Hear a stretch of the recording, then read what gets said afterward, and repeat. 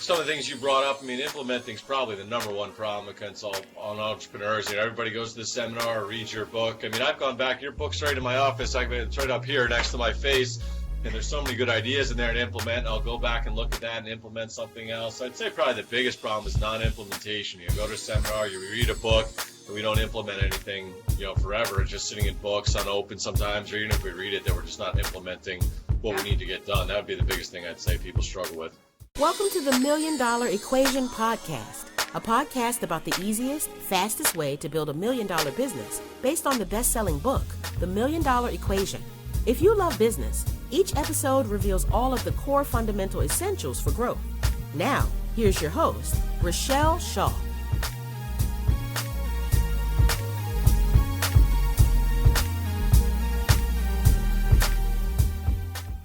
Yay. So, it always comes down to a favorite day and a favorite interview, and I ask every single person that I interview, who's your favorite client? So guess what? Drum roll. Who's Richelle's favorite client? Dr. James Fedich. He's got to be one of my absolute favorites. And I'll tell you why he's my favorite. Because no matter what I said, he just did it. And then he got killer results. And I'm like, oh. So you know what happens is that when they do what I say is that they don't need me for a long time. So it's kind of sad that I don't get to spend, years with you. But every time we chat, I just get warm inside, because even the last time I was on his podcast, just for my audience, here's the best. I'm on his podcast. He asked me what's my number one thing that I did for docs. I talked to him about the referral campaign and the one that we did with Dr. Wells when I put him in a pizza outfit. Literally 3 days later, on my Facebook timeline, Dr. Fedich has a pizza outfit. I'm going, what the heck? He's just an implementer and a killer. Please, I know that I'm talking too much, so introduce yourself, Dr. James Fedich. Yes, I second all that. One of my favorite people in the world. Wish you were closer. We could see you once in a while, but absolutely one of my favorites, and learned a lot between in person and your book. So thank you for everything you've taught me over the years. Hi. But I'll tell you a little bit. So I just started my practice right out of school. I didn't even have my boards passed yet, and I opened up the doors not knowing much in 2004.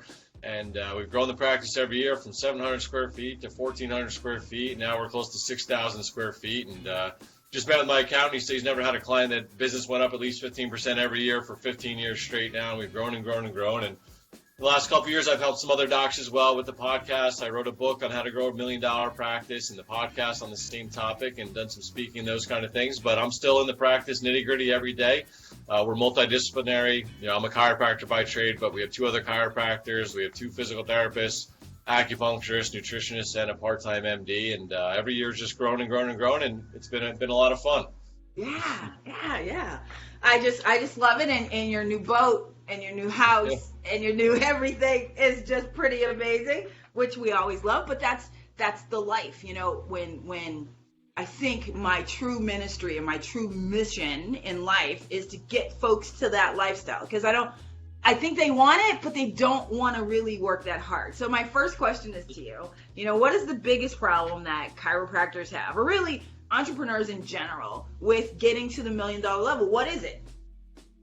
Yeah, well, I think, some of the things you brought up, implementing is probably the number one problem that can solve on entrepreneurs. Everybody goes to the seminar or reads your book. I've gone back, your book's right in my office. It's right up here next to my face. And there's so many good ideas in there to implement. I'll go back and look at that and implement something else. I'd say probably the biggest problem is non-implementation. You go to a seminar, you read a book, and we don't implement anything, forever. It's just sitting in books unopened sometimes, or even if we read it, that we're just not implementing what we need to get done. That would be the biggest thing I'd say people struggle with. And opportunities expire, right? So I think that while it sits in your notebook, and you're sitting there going, and I'm going to do it, the wave goes by.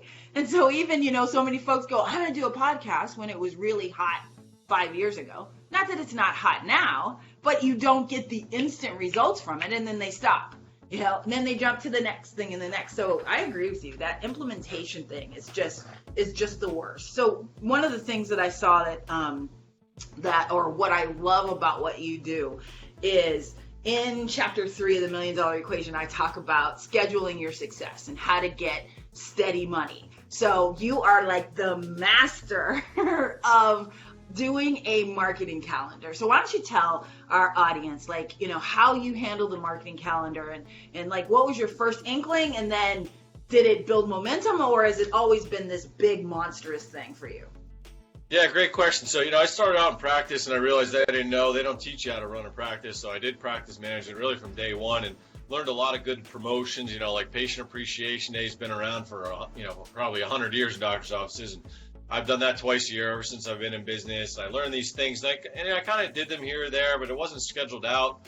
I did it usually in the fall or usually in the spring, but didn't have exact month, exact date. And there's months where nothing happened. So I was probably better than most at implementing, but there's these gaps. And I was at a seminar years ago, I don't remember who it was, and they talked about having a marketing calendar on a dry erase board and planning it out. And as soon as I heard that, it really clicked. I bought a giant dry erase board like on my phone at the seminar, and instead of just doing promotions as they came to me or as I remember them, planning out the whole year in a row, and that really had our practice take off dramatically. And yeah, it's not just having events every month. It's planning them by the seasons, by the weather. We have snow in the Northeast, and certain events don't work in the winter time, and you got to plan all that out for the year. But getting that down, planning it, and sticking to it, and then revising it every year and keep working on and implementing it has been a real key to our practice continuing to grow every year. Sure. Well, what do you see what happens like when there is like the snow? Like, one of the things that I will see you post about, we're still open. Do you think that there are those kind of impacts, and does it affect your revenue in your practice when you have those snow days? Yeah, winters are definitely always the slowest. The patients always kind of love to joke, the chiros and we love the snow and the back shoveling injuries and all that, but they're always our slowest revenue months. And in the North, it's a double whammy because nowadays the deductibles, going up, and January and February are traditionally slow spending months for all businesses. We have deductibles on top of that, and then in the Northeast you have snow. So yeah, we can take pretty big revenue hits based on how big the weather is, and we do plan accordingly. So we won't do the big promos then because there's like a chance of snow or something going on. But the big thing why I tell a lot of docs when I do the coaching is that most docs are riding like practice roller coaster. We go up, we don't do any marketing, we go down, we go up.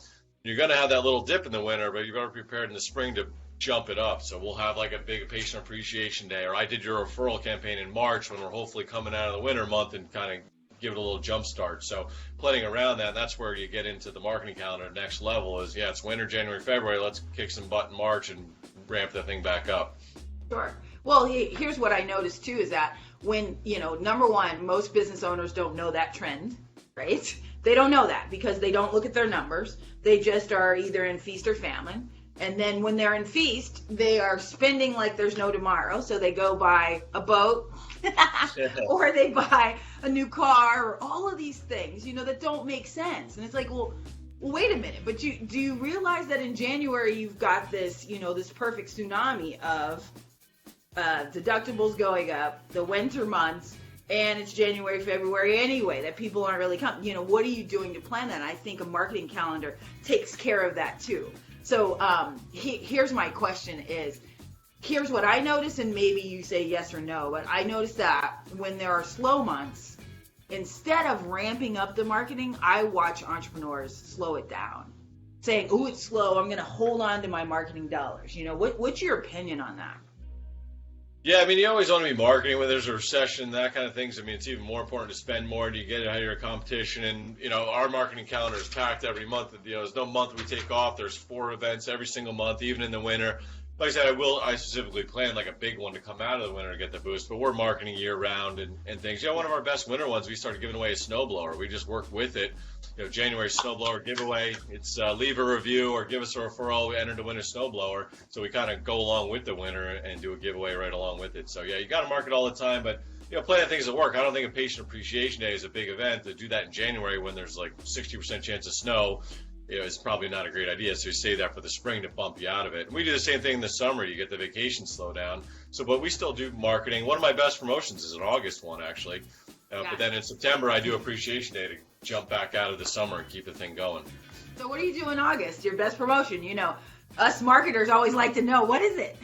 Yeah, this is actually one of my few originals. Most of my ideas I've gotten from you or other people, but we do really well with the food drive in November, and we do a toy drive in December. Those I didn't come up with, and I said, what can we do in the summer?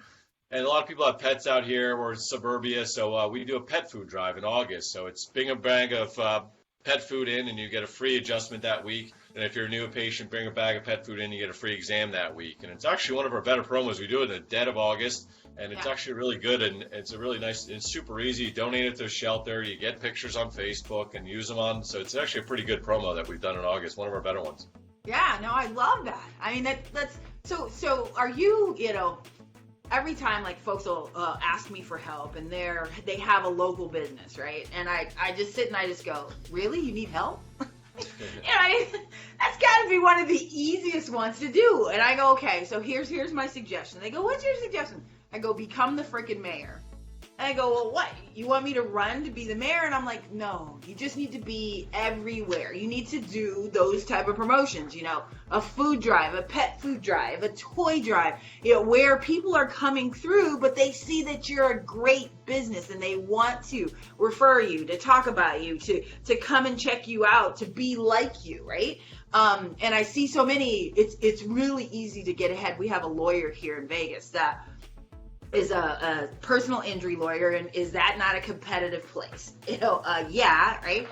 And he just became the mayor, where everybody else was buying ads, boom, boom, boom. He just became the mayor. So he started supporting the UNLV Running Rebels, the basketball team, when we weren't winning any games. And he would buy tickets and have people, here's free tickets, come see the games. And then, now we have a women's basketball. So we did that. And then he did food drives. He did, look, here's my personal cell phone number. You call me.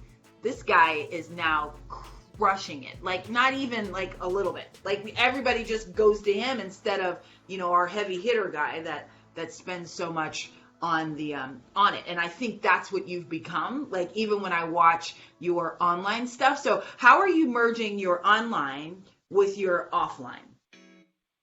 Yeah, good question. I think you brought a good point there too, is that we don't want to, attracting outside customers, outside marketing, and spending the money and the time on this internal stuff. It'd be a lot less expensive. A lot of these things don't cost a ton of money to put together. You already have the clientele. If you've been in business more than a couple of years, and keeping a focus on this, like you said, is a real key point. I mean, Kennedy's always talking to, we're always focused on external, getting more new ones, but you keep good care of your herd and be the mayor, like you said. It's a lot better way to run a business for sure.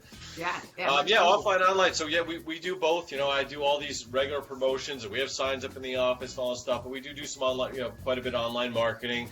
Experimented all kinds of different things. A lot of times, a lot of these messages, like our monthly promos, are going to be congruent with that. We're doing an email blast at least once a week. It's on our Facebook post. They're going to see that. They're getting a print newsletter. The big promos, we're doing a print postcards. Like, that's a patient appreciation day. They're probably going to get 4 to 6 emails. They're going to get the newsletter. They're going to get a postcard. We do a voice blast, so we kind of merge all the media together, especially for a big promo that way, where it's all a congruent message.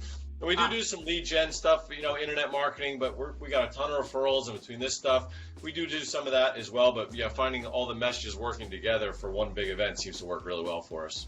Sure. So as far as spending, because I have my ratio of what I tell folks to spend. What's your percentages on your existing base and to acquiring new? Like, how do you break down your marketing budget?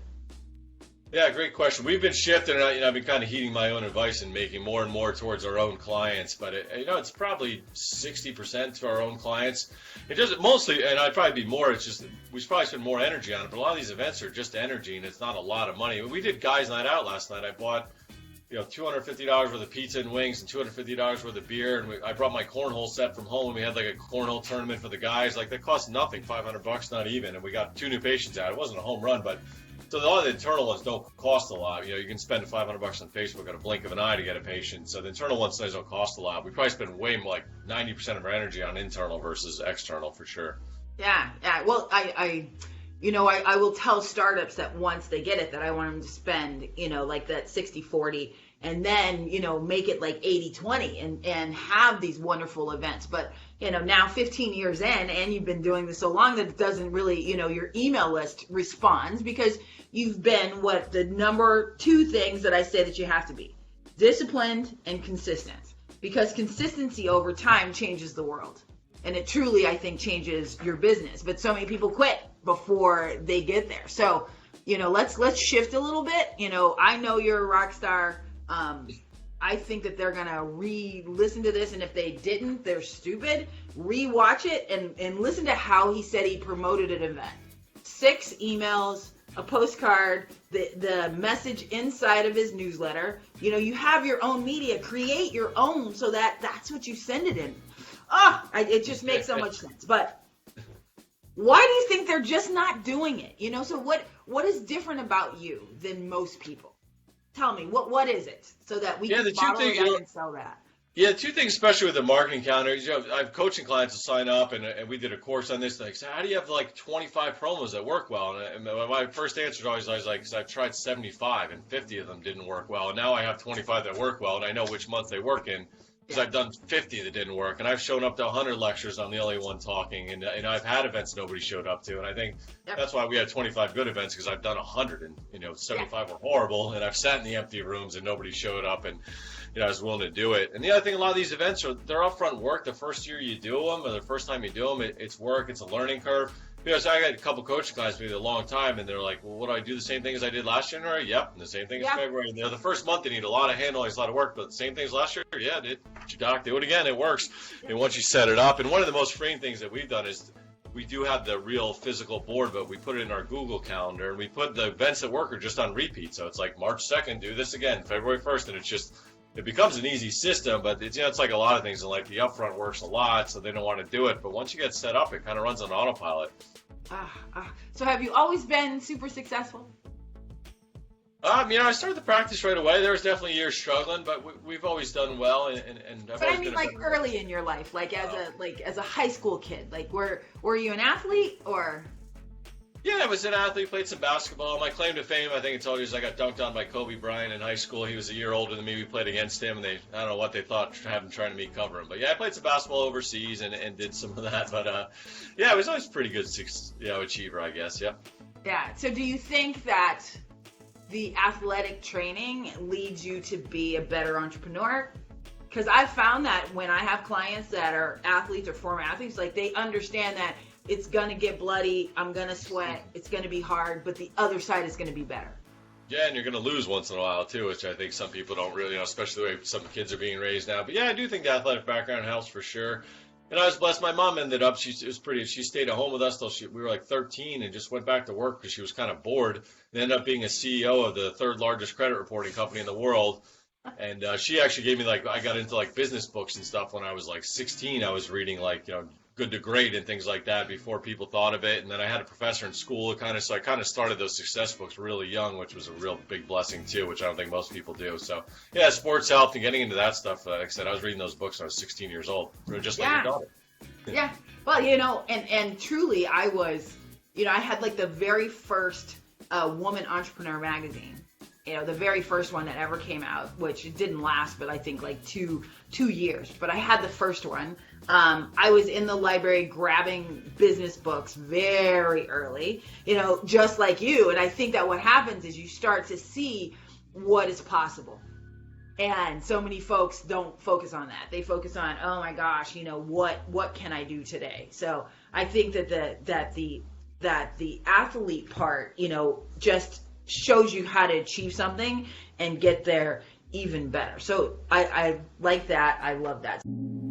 Thank you so much for listening to my passion project and the $1 Million Equation podcast. Love what you're hearing?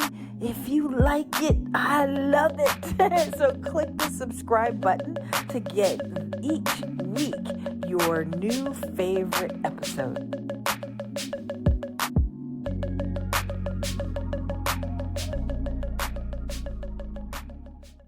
So what's your favorite promotion?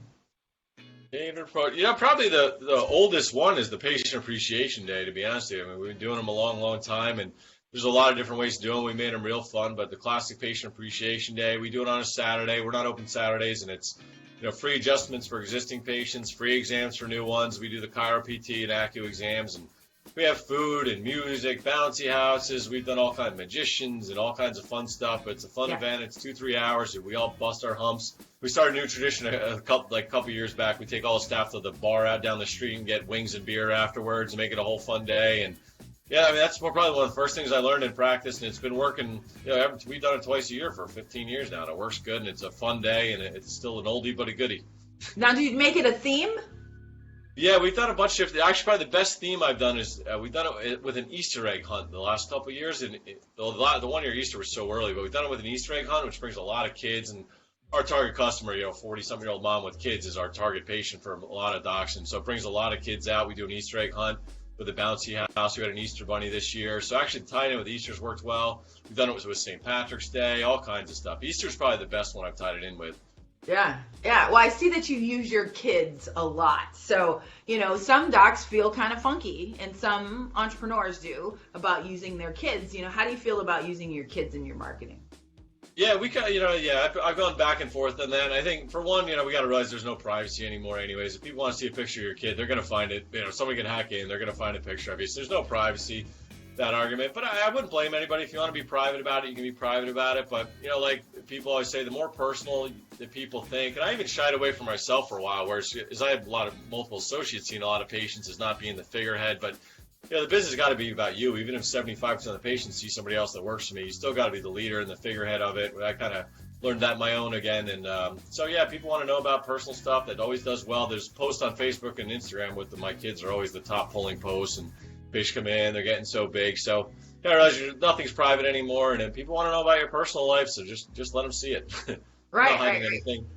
And I think that it really is, it makes for better marketing, because it helps them know, like, and trust you. So then they buy more from you, that's why my kids' stuff is everywhere. It's like, I can't hide my kid. They know that this is my kid. And just like you said, oh, she's getting so big. Yeah, well, she was just little forever, and now it's like, no, the teenager. So it's like, ow, how does that go? But I love the patient appreciation. So now, do you do any, or do you try to get any referrals from referral partners, or is it always just from your existing patients? Like doctors and outside referrals? Yeah. Yeah, we do pretty good for MD referrals is one of the programs we have up. We have other referral sources. So we basically have a list of around 20 or so docs that will refer us patients, and we just do the lunch and learns. We bring them lunch. We try to do 2 docs a month, and we're doing the good old-fashioned lunches. We bring them Panera and go schmooze for 15 minutes, and that seems to pay off. I mean, I just did one a couple weeks ago. A doc, his office used to be next to mine. We moved across the street. I've known him for over 15 years. Nice guy, friendly, but he has a new nurse practitioner who's Asian and very interested in acupuncture.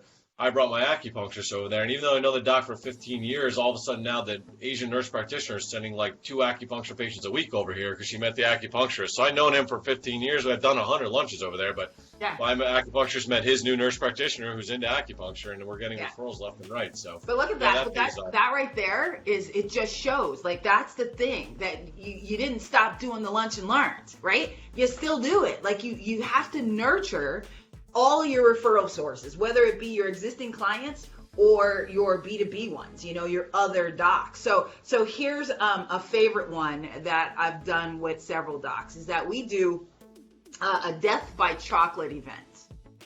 And so we target, instead of bringing the docs, is that we get, look, he's writing it down. I love that.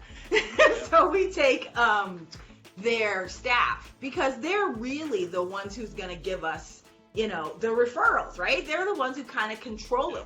So we invite their staff over to our office. We do, a chocolate, fountain, and there's lots of cookies and brownies and whatever. And then we had a manicurist that did manis and pedis. Nice. And we gave them a party, did mimosas, the ones that we did in the morning. And then in the afternoon, we did champagne. And then, they went home. It was an hour and a half, but guess what happens? Is that now all they're talking about is your clinic. And they can't wait to send referrals over. And it's like, because I think sometimes they feel as if, they get a free lunch, but now they saw that the focus switched to them, and it just crushed it. My client, periodontist, did it. And I have been using it every time. Like, I stole it instantly, and now that's our new thing. And so I even used it with another private client that had just a regular everyday business, but we get lots of business to business referrals from him. So we started sending the staff instead of the primary CEO. And that just changed everything because we became the mayor to them, right? They couldn't wait to, okay, well, when, what are they doing? And what's the promotion? And when can we have the themed parties, which we did. They did a Halloween bash and some other ones. I did it for a med spa that we tied it to a charity. And then we did it as a patient appreciation too. So now we had all of these coming for this night. We sold $78,000 worth of services that night. Wow, there you go. Because instead of just like we did some free ones, right? So they could go to the facial, the esthetician, so they got free facials and whatever. And then after we had this is a one-time product, this is a one-time offer. If you want it tonight, let us know. 10% goes to charity. So what do you want to buy? And they just, we had a line at the credit card station. Crazy. And it cost almost nothing to put this up. Yeah. We catered the food, and that was it. So, once again, we sent postcard. We sent 6 emails. Yeah, probably, the week of the event, we sent more. But the key was tying it to the charity. So that's what the emails were about. We're having, save your child, so please come. Or it was babies bounties. And we gave away bedding for babies. And so what they do is, so for new mothers that are young and maybe single, they provide cribs and all kind of stuff to them so that they can get set up and baby can be safe. And our target was women in their 40s, and they came with their credit cards. Nice. Killed. That's a home run. Absolutely killed, And what it did was it flowed down through, we do it in October. So when they get ready for the holidays and they kind of pull back on doing things for themselves, it made the holidays even better. So I love it. So anyway, those are two that I'm positive that I will see on your marketing calendar next. Yeah. Well, we were just looking at doing a spa. I was reading about a dentist doing the spa day, like at an actual spa, and then I was like, just to get everybody there, logistics. We've been kind of kicking around something like that. I love doing it right at the clinic. Why not? We got a big space. That's great. Yeah, home run. so, that's a good point. I hope everybody gets too. I always tell the people when we go to these MD lunches, the MD is not your client. It is the front desk staff. Especially now, it's so corporate the way that these MD offices are all hospital owned. They're not even in touch with this kind of stuff. They don't even know. And that's people focus on the doc. It's not the doc. It's the front desk staff usually that are in control of all that stuff. Yeah. And they, some of them like Panera, and some of them like big burritos, right? So it's like, they come in and they go, and that's what everybody else is doing. So that's why we switched, because the pharma reps are doing that, all the time. So they've always there's nothing special about you. And here's the deal. I know that there's something special about you. So I want everybody to know that I am special, that I'm the baddest chick on the planet, so that when I come in, they're like, oh, Richelle's here, right? And so when we started doing those type of events, it really just was a trajectory, right? That they started to, oh my gosh, you're making me feel special. We used the one from, what's the dentist's name? But he's a Kennedy guy. He's been around for a long time. And we did candy jars, and we put prescription labels on them, right? That said, hey, whenever you have a stressful moment, take 2. And then it said for refills, and then it said call our number, right? Oh, nice. And so they were calling, hey, we're out of candy. Okay. And we brought jars back. And they were taking pictures, posting them on social media. So it takes care of, look, he's writing it down. I love it. But you do it. But that one worked really well too. That's good. Just little things that take your standard stuff, but really set you apart. And all they did was just, talk about how fun it is. The biggest part of the new book of Speed is about these partnerships and collaborations and how to get, other people selling for you. And I think that's, I said, you are a master in getting your patients to get those referrals in and selling for you. And that's what sets you apart. And I think, maybe I'm wrong, but is that what really has transformed your business?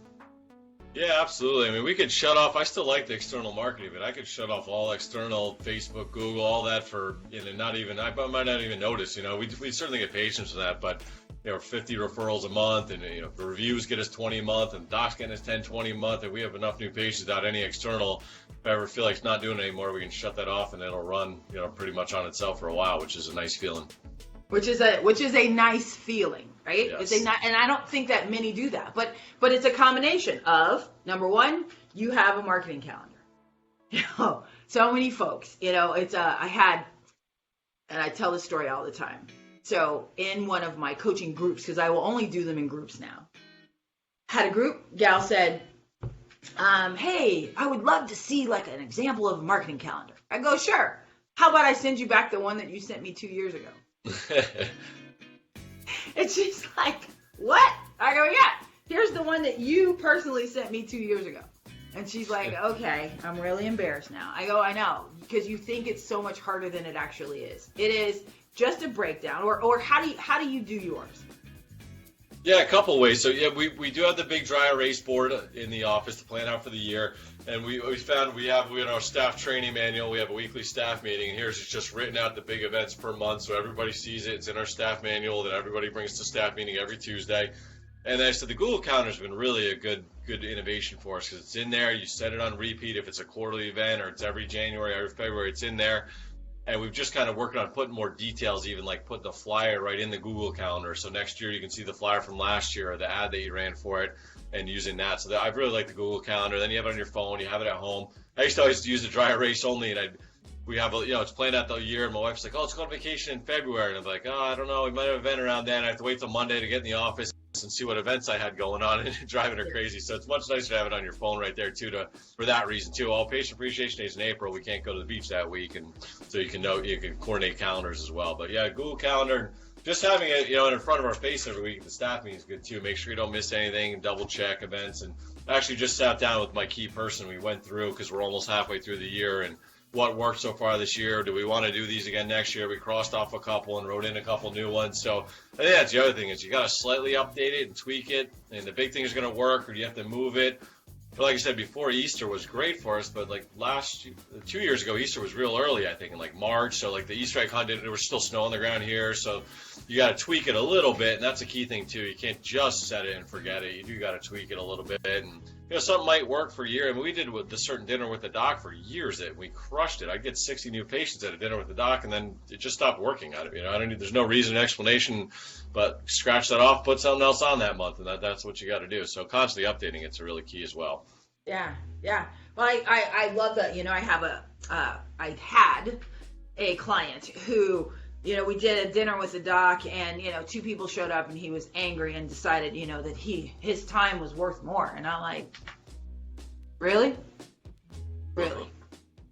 No, that's not how it works. Do you think that I always, only spoke at 4,000 attendee events? No, I spoke to, 4 people plus my mama at the Denny's. You know what I mean? Where all you hear is the stuff clanking and just crazy foolishness. So, yeah, there's those times that you say you have to put in the effort and make it happen, but so many folks do. Hey, MDE Nation.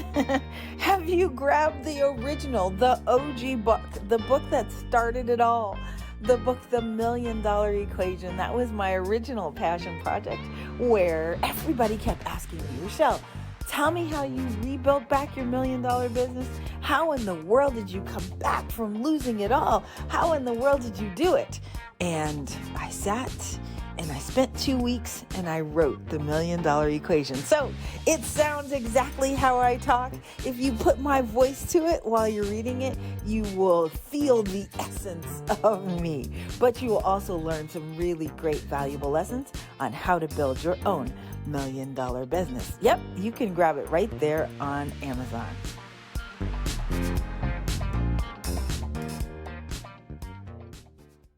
Well, here's my question to you is, who is your favorite client? Tell me about them. Yeah, think about this a little bit, and I was thinking I got this one woman. She's been a patient for probably almost the whole time we've opened up, and she actually has multiple sclerosis, got a real young diagnosis of it, and actually worked for a chiropractor for like 20 years, and then kind of like retired out where I am, or semi-retired. But so she comes in all the time for maintenance care, probably every 2 weeks.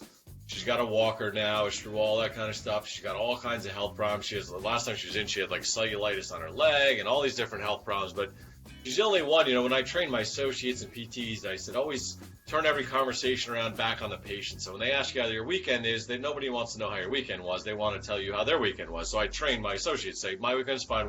Tell me what you do? Like, turn every conversation back around. And this woman, even though she has more health problems than probably everybody else in the clinic, does it the other way to everybody all the time. Also, she's got a leg infection, an MS, and her back hurts. And how's your daughter? She remembers everything about my kids. How's Scarlett? How was her dance recital? And somehow she knows my anniversary, and somehow I don't even know. She got my home address and sends us an anniversary card every year. Like I don't even know how she knows it or how she got my address.